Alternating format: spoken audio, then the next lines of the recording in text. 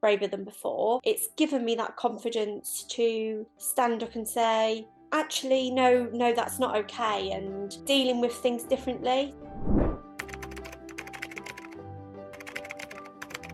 There have been occasions I've not felt heard when trying to be an advocate for my patients. I've had an example where I haven't been able to contact a doctor for like more than 2 hours on the ward, and the patient was unwell, and there was a relative that had been waiting to specifically speak to somebody, and I was getting more frustrated for the relative because she was upset. She wanted answers that I couldn't give her. Before the course I'd have been very, well, it's out of my hands, there's nothing I can do about it. Since doing the course, it's given me the confidence to take that further and raise that awareness and say, actually, that's not okay because I need you here. Now I feel I have the confidence to take control, and the relative was very grateful. Some things are out of your control, but for the things that you can take control of, you most definitely should, not just for yourself but for your patients as well. I've took a lot from this. I've really enjoyed it. It's really made me grow as a person, I believe.